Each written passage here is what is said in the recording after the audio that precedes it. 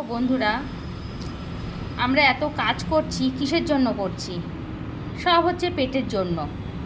তাই আজকে পেটের কথা ভেবে তো রান্না তো প্রতিদিনই করতে হয়, তাই আজকে তোমাদের সাথে একটু শেয়ার করলাম। এইটাতে হচ্ছে ভাত, এইটাতে হচ্ছে পালং শাক দিয়ে সব সবজি দিয়ে মিক্স একটা পালং শাকের ঘ্যাট। এই দেখো আলু ভাজা, এটা হচ্ছে বেগুন ভাজা, এটা হচ্ছে ডাল, এটা হচ্ছে পনির। বুঝলে, এটাও সবজি দিয়ে। আমার ঘরে একটু সবজিটা বেশি হয় তো, তার জন্য একটু সবজির ভাগটা বেশি।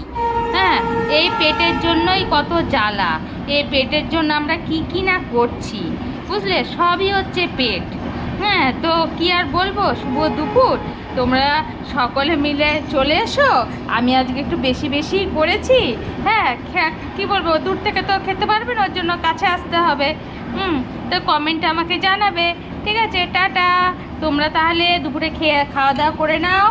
আর ফেসবুকে তো কাজ করতেই হবে, তো ওইটাও করো সাথে সাথে। চলো, টাটা, বাই বাই।